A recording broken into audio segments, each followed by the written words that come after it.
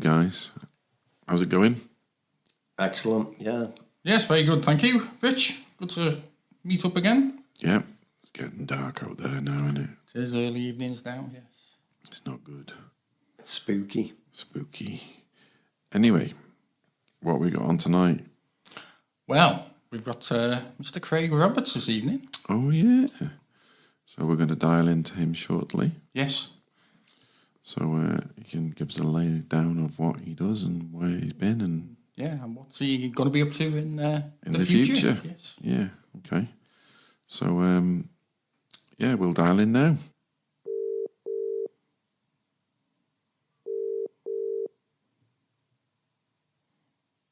Hello, Steve. Hello, Craig. You all right? Graham, thank you. How are you? Yeah, very good, very good. Great stuff. I've got Richard and Doug with me this end. Hello, Craig. Hello, Craig. Hello, chaps. How you doing? Yeah, excellent. Good. So, great for you to spend the time with us and have a chat. No worries. Yeah, and I know you're a very busy man, like we all are, and just seen you always on social media. You're up to quite a lot. So I don't know whether we can just go through a few of our normal questions, a bit of history about yourself, and then we'll see what you're up to and what your plans are for the future. No worries at all.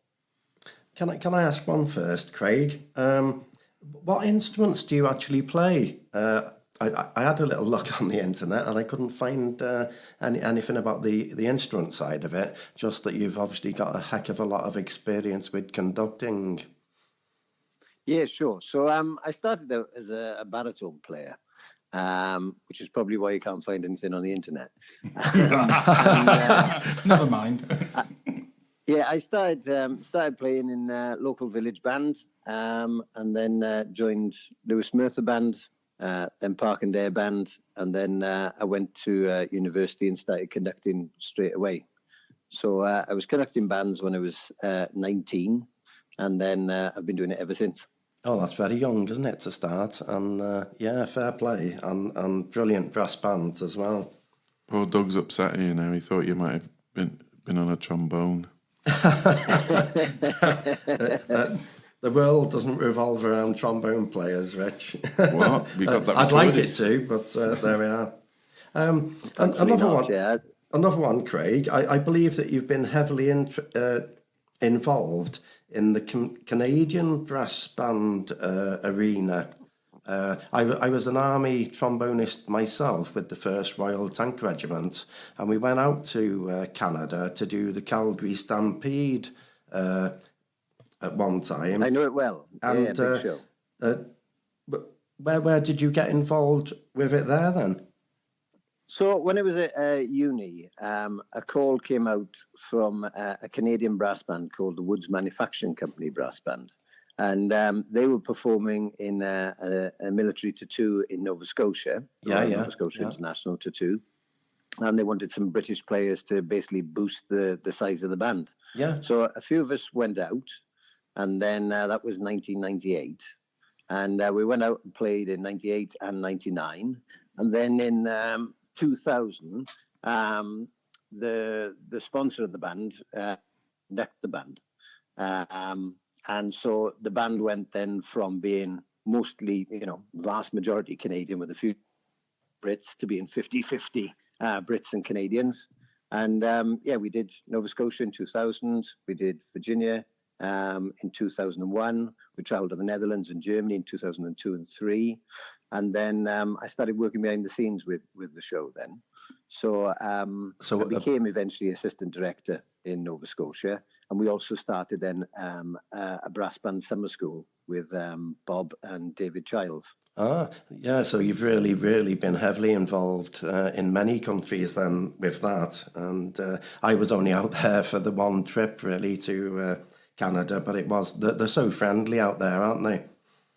Yeah, it was wonderful. I mean, I worked with Nova Scotia for 20 years, and that really got me into a lot more of the traveling that I've done. So I've worked a lot with not just the brass bands, but with the military tattoos as well. And I've done that over 5 continents now. So I still work with the Musikfest der Bundeswehr in Germany, the German Army Tattoo, and Yeah, yeah. also with a tattoo in Colorado in the States. And I believe you've also conducted the Grenadier Guards Band as well, which that must have been a military tattoo. It wasn't a military tattoo. No, that was a concert we did here in.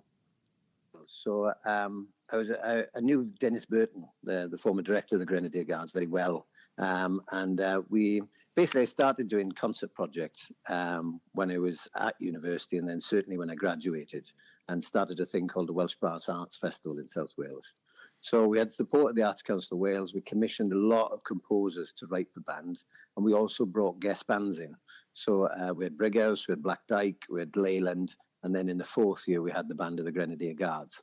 So it was a really, really good collaboration. And Dennis then moved to South Wales, conducted the band of the Royal Welsh, and we did a lot of work together both here and in Canada since. Hey, that sounds great. Wow, it's an awful lot of things you've been involved in, haven't you? You know, to be honest, I know our paths crossed many years ago. It was about 2001, I think, with Northup. And That's right. Yeah, around then. And did you bring Mr. Woods over then? Yeah, Guthrie came over for a Yeah. visit.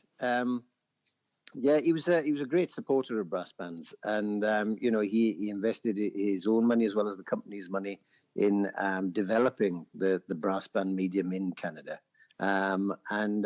He achieved great things, because that's one of the things brass bands, we tend to be quite insular, don't we? We do indeed, a lot of yes. bands, they do their regular routine of sort of local concerts and contests, and they don't sort of think big and try and get what is a truly fantastic form of music making out there to a mass audience. And that's what we were doing in Canada. We were playing to 6,000 people per night for 10 days. It really, really put it on the map. Yeah, it's just a different world, isn't it, from what we're used to? You know, as you say, with the normal brass band concerts, if we're playing in front of 100 people half the time, we're lucky, aren't we? With general concerts, to be honest, it is tough, and the innovation side of it is great to hear. Yeah, I mean, I think a lot of the top bands, they do their brass in concert programs, and they're sort of themed, and then they build something around that and tour it around. And I think from my own experience, I think, when bands create that sort of concert project and aim at the general population rather than the sort of dyed-in-the-wool traditional brass band fans, I think that's the way to go, to be honest. We've certainly done that a lot with the bands I work with over the recent years, and we're playing to large audiences in large venues. You don't have to be sort of Black Dyke or Corey to do that. Any band can do it. It just takes a bit of imagination, I guess. Yeah. So I take it you don't miss playing then, Greg? Yeah, I mean, I haven't played properly for years. Some people would say I never have. But, Join the club. I was fortunate to be a member of the National Youth Brass Band and play under conductors like Jim Watson, Howard Snell, James Goley, and these were real inspirational figures. And what they brought to all of us that were members of the Nash Band then was experience from outside the brass band world. They brought something in from the orchestral world, and they really, really opened our eyes. I mean, the band was at its peak then, probably. And we played the Planet Suite one year. We played the Hall of the Pines of Rome with Howard. We were doing incredibly large-scale works. And again, it just shows that that is possible. And thinking outside the box is definitely good for bands. Yeah, absolutely. I'm totally with you on that. And it's great to hear what you have been doing, recently, where you have been doing that. So I suppose the other one really now is, what are you up to now in the future? And I know you wanted to discuss things about where we're at with the sort of brass banding in general. And I share the same concerns really as you. Yeah, I mean, for my own part, I conduct both Lewis Merthyr and City of Bristol brass bands now. And last year, the two bands did a project based around the Lord of the Rings. So it was music from all three movies. It was also music from Johann de Meij's Lord of the Rings Symphony, and we commissioned some new works, including a fantastic new work called Mirkwood by Chris Painter. This year, then, both bands have worked on the planets. So we did that with the entire Planet Suite, which masterfully arranged by Stephen Roberts, but also some new music, including a suite called Our Planet by Gareth Trott, a great piece called Planets Rising by Nick Mills, and a shorter work called Touch Paper by Neil Day. So it's working with composers, again, who aren't the sort of typical names that roll off the tongue, and they bring something new. One of my concerns is that we were very fortunate in the 90s where we had this period of, people writing, specialist composers writing music for brass bands, names like Peter Graham, Martin Ellaby. But perhaps recently we're commissioning too much of the same composers, and the composers that are drawn from within the brass band movement itself. So personally, what Elgar Howarth did in the 70s, what Jim Watson was doing in the 90s, bringing new voices from outside the medium into brass bands and giving it a new colour, a new sort of refreshed vision. I think personally that's what brass bands should be doing again now. Absolutely, we certainly need to do something different, don't we? Because it's the old thing of keep doing the same thing and expect different results. Is madness. That's it, yes. yeah. And I mean, what I think with bands as well, the pyramid, it seems to be a bit upside down. Yeah. Everybody seems to be aiming to be in championship/first section. And again, that a lot of the work I've done has been in championship first section. But if you look at the fourth, third section bands, there's a dearth of them, particularly in Wales. Yeah. And we hear all the time of bands folding, and wrapping up operations where what we really need to be doing is a bit of joined up thinking and supporting those bands to continue. People say all the time there's no players around. There's loads of players around. They just don't know they're players yet. Yes, and that's a good one. That's That what we've got to be doing. Yeah, Yeah. that's a really good one. That really good line. That. Can I use that again? Can I have that one off you? And as you say, with the Welsh area, it's sort of there's 9 in each section, except for the fourth, which has got for the last 2 years only 3 bands. And I think But if you look further down the road, then in 10 years' time, where are the players for the first and championship bands going to come from? They've got to go up through the system. Yes. So what's really needed is some joined-up thinking, where perhaps the first section bands, the championship section bands, they should be working with and training players to go into the fourth and third section bands to indeed feed them in years to come. Yeah. Because otherwise, where are they going to come from? Well, I said to a couple of the higher section bands locally, it was as we give our players to you, because I'm with the Hollywood fourth section at the minute, I was saying, as we pass a player on to you, please pass one back. If you've got somebody who's, decided they want to hang up their mouthpiece, don't let them, send them to us, because, we'd welcome them with open arms. Indeed. And, this used to be the system, didn't it? Yes. People went up the food chain and then they came back down as well. Yeah. But too many people, unfortunately, going up and then sort of jacking it in. Whereas there's, great music to be played at levels that, aren't at the top. And, as far as contesting goes, absolutely it has its place. It keeps the standard high, it keeps everybody networked and in touch with each other. But it's not the be all and end all. There's a lot more to the music making out there. Yeah, and for us here, we've just suffered a band from Rail down the coast that's been going for years, and they folded, which is really sad. I played with them for 11 years. Yeah, I did as well. And it's very, very sad.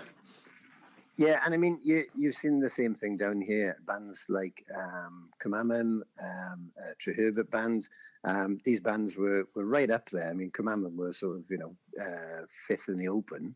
And then a couple of years later, unfortunately, they've gone under. I mean, Lloyd Coyd band recently have sadly folded. And when you think about the infrastructure that it takes to run a band, I mean, you're talking a couple of £100,000 worth of instruments for a start and a band room and all the rest of it. If those resources are lost, then to rebuild them to start the band again, very, very difficult. Yeah. So I think that the bands who are out there, who are small in number. I mean, what I'd encourage those bands to do is get hold of some ensemble music, keep it going, and perhaps work together. So if you've got 2 or 3 bands that have 10 players each, well, if they actually coordinate and rehearse the same music, there's nothing stopping them coming together and doing a concert together. And maybe that's the stepping stone then to get each of those bands back to full membership again. Yeah, it's nice to have a bit of fresh thinking on things like that, because it's usually very tribal and everybody's looking after themselves, aren't they? Yeah, I mean, I was during lockdown. There was the discussion around Brass Bands Wales, and I was really pleased to be involved in that, and there were a lot of other people involved as well, trying to get something going. But it's been 5 years since that was talked about. And unfortunately, there doesn't seem to have been much action. Perhaps what's needed is more of a sort of network thing where you see pockets of real inspiration. I mean, the work that there's been done with the South Wales Youth Band, the way that I can see the North Wales bands sharing information about funding that's out there for bands to help them, maintain band rooms and recruit membership and stuff like that. That's fantastic. And in my opinion, that's perhaps what's needed. What's definitely not needed is yet another sort of, committee. Yeah, you don't need a talking shop, do we? Yeah. No, absolutely it's not. Action, what you isn't need it? is action. Yeah, absolutely. Yeah. Well, I mean, that's one of the reasons, partly one of the reasons why we got together for this podcast, really.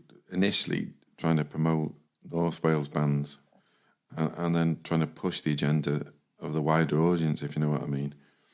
There is absolutely an appetite up there. I mean, we, every alternate year, the Eisteddfod's up there.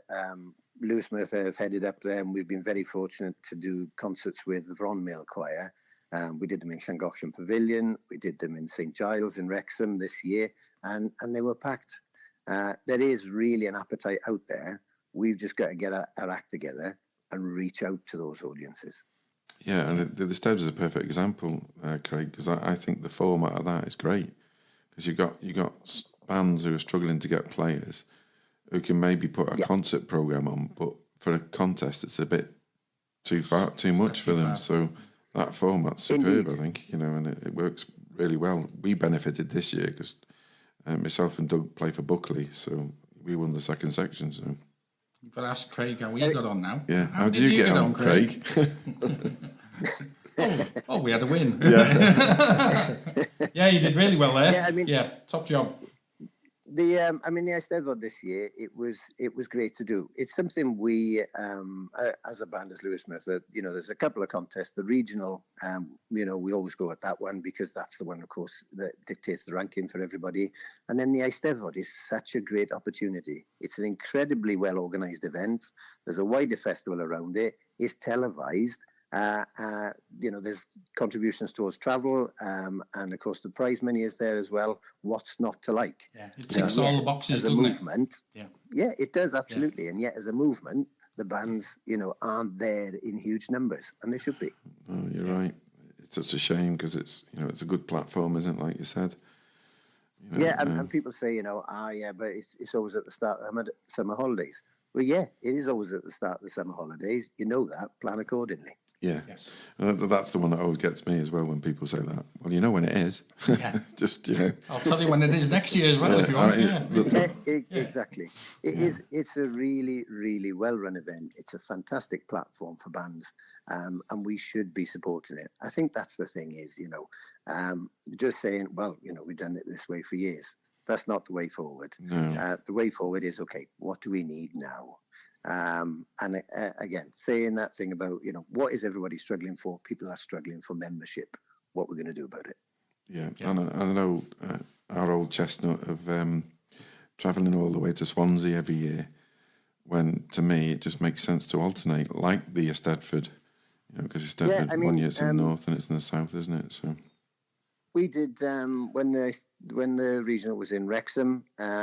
We tried to box clever with it, so that's what we did. Was we booked a concert on the Sunday. So we went up and did the concert on the Saturday. The contest on the Saturday. We stayed overnight. We did a concert on the Sunday afternoon, and that helped pay for the weekend. And we came back. Yeah, great idea that. the numbers wise, obviously there are more bands in South Wales, but if it was every 3 years in Swansea, one in the north, or 2 years in Swansea, one in the north, it would help just spread the cost for everybody. And make it a fairer playing field, wouldn't it? Yes, Yeah, absolutely. and I think that's the key one we just said there, Craig. It's the cost, because it's such a a lot of money for bands to do. Yeah, it is. And there's a good venue there, the William Aston in Wrexham. Yeah.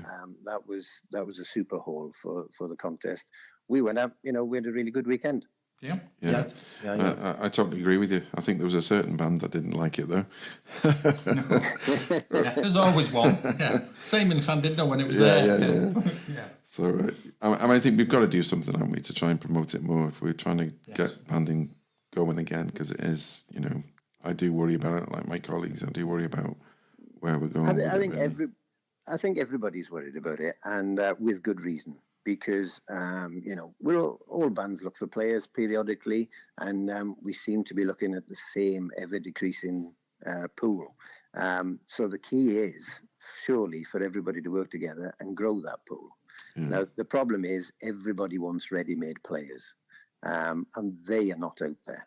But as I said, there are a lot of players out there who just don't know their players yet. And that's what we've got to do, is work together to grow youth bands, community bands, and get more people involved in it. And also show more people what brass bands can do, because they're probably one of the most versatile musical ensembles out there.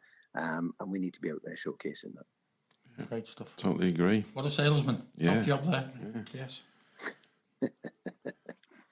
Are you involved with the Brass Band Wales still then? No, in the initial discussions, we went through it.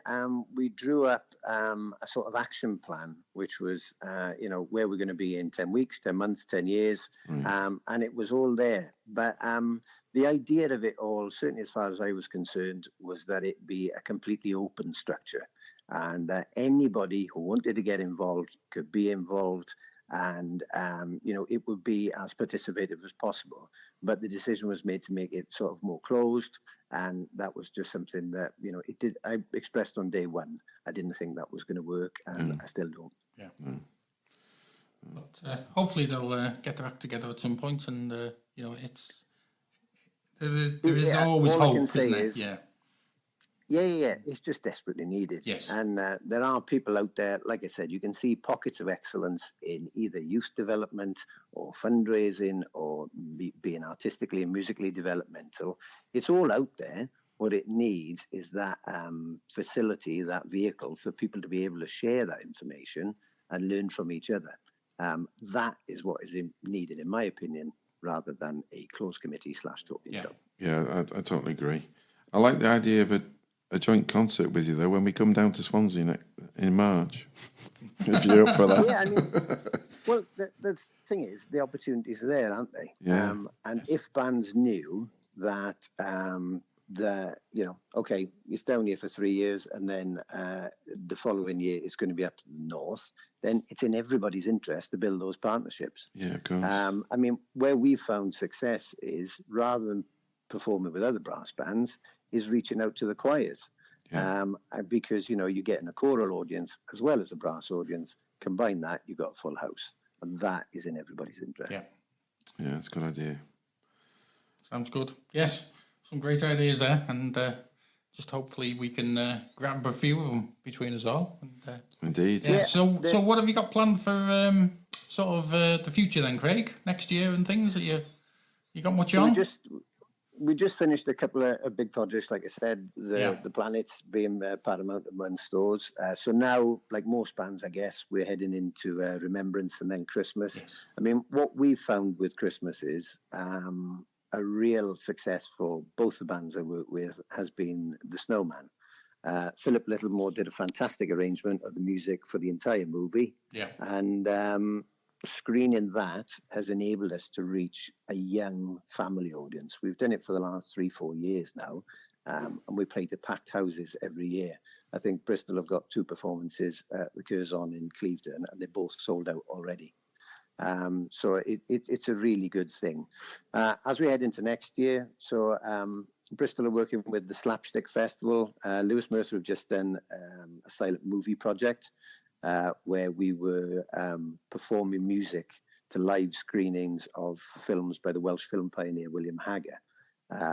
So we've just done that this past weekend, and Bristol will be doing it at the Slapstick Festival. They'll be performing Buster Keaton music, though, and some great scores that have been written for 2 of his films by a Welsh composer called Paul Shallcross. After that, it's the regional, and then Bristol have got a concert. It's their 90th anniversary next year, so they'll be doing a joint concert with Grimethorpe at Bristol Cathedral in June. So that's good. And then Lewis Mercer, every year now, we've been involved with the Oriana Festival, which is a really interesting event, which Chris Painter heads up. And it's all about showcasing classical Welsh contemporary music. So we're always, premiering and performing and commissioning new works at that. So next year, the theme for it is time and space, where we're looking at basically reflecting the development of music through time in those concerts. So yeah, always busy. Hopefully it keeps us out of mischief. Absolutely. Yeah, sounds it, yeah. Yeah. I wanted to ask you a question though, Craig. And it's a bit probably, I don't know, Steve might have asked you before it to get ready for it, but what's your favourite piece you've conducted? Good question. What did we win on last? I've enjoyed doing some of the music that's been a little bit off the wall. The Planets is a favourite. Stephen Roberts did an absolutely masterful arrangement of it for Jim Watson and Black Dyke, and it's an hour-long piece of music, but it's truly fantastic music. So doing that is always special. I've done that like 4 or 5 times now over the years. In terms of original works for band, we've been fortunate to work with a number of really interesting composers, and one is a guy called Chris Marshall. Chris, his wife, everybody know Claire Jones, she was the royal harpist. Yeah. Chris is an incredibly talented percussionist in his own right, and during lockdown, where most bands were trying to, make those incredibly difficult virtual recordings. What we did was we worked with the Arts Council and we commissioned a lot of composers who'd never written for band before. And Chris was one of those. And he wrote a truly fantastic work for Lewis Mercer called Fulling Mill Lee. It was 3 years after its composition where we were able to finally perform it live, and we did that at the World Music Contest in Cakrada. But it's all about the Tonypandy riots, and it's a great piece.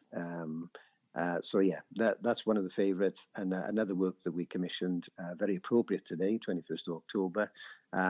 It was from Gareth Trott, and it was called Aberfan Requiem. And that's a 10-minute work, and it's a truly beautiful work. So there's lots of composers out there, young composers who haven't necessarily come through brass bands themselves, albeit Gareth did. He's a member of the Welsh Guard, so he plays in the military bands as well. But those voices are out there, and they will take bands in a new direction. And I think that's what we should be looking for and investing in. Well, if we can help you push in that agenda, just give us a call or give Steve a call. And we'll do. We'll see what we can do. We'd love to cooperate and definitely share everything we can. And try and influence a few bands maybe up here to do something similar. But it's been great to talk to you. Yeah, right. It really has. Very interesting. I mean, one of the things I would say in North Wales is that the North Wales Rally was a great event. It was a good event. It brought everybody together. And if there's a way to do that, perhaps in a slightly different format, where, I've suggested to some of the contest organisers down here, does it have to be a standard contest where you're playing a standard competition work? Yeah. Can we think of it a little bit more outside the box? So is there a way, to resurrect the event and maybe have, as you suggested, some bands coming along performing small ensemble music, or maybe combining some of those small ensembles together? Maybe it's looking at it a different way, making it a festival of brass rather than a competition. That sounds great. I mean, we've talked about it. The three of us have talked about it, and that's something that we want to do, is try and get it going again in some way. Stedford model, really. So excellent. We might pick your brains further down the line if we can manage to do something. Love to help. But it's been great to talk to you. Thank you very much. Yeah, thanks for this. And you guys. Yeah. And Thanks very, very much indeed. Yeah. it's okay. Great. Spread the word. Yes. Will do. All Catch right. you soon. Cheers. Cheers. Craig. Thanks, Craig. Bye now. Thanks very Bye, much. bye. Thanks so much. Bye-bye. Cheers. Well, that was great, guys, wasn't it? A big thank you again to Craig for taking time out to talk to us. Really interesting, some of the stuff he had to say. Definitely, he had a lot of ideas, didn't he? Moving forward, you know, not just for the South Wales bands, but North Wales as well. Yeah, and very, very intelligent. And it was good to say, it was nice to hear his passion for new composers and stuff, Yeah, to new try and composers, new stretch it out a music, bit. changing things around a bit. You can see where the influences, in his early days, as he was saying, with people who had influenced him. But he's always been one for something innovative. When he conducted Northup, he was always slightly sort of left field at the time, we thought. But thinking back now, you can see where he was going and what he was up to. Yeah. But we just probably weren't on the same page as him at that time. No. Yeah. But yeah, very good. He mentioned Howard Snell, didn't he? And obviously, he pushed brass Orchestral bands stuff, didn't he? Yeah. down the orchestral line, didn't he? With Desford, and they're doing well again now. Do well again, yeah. Yeah. Well, again, thank you very much. It was really good. So that's it for me. And a bye from me. Tatty bye from Doug.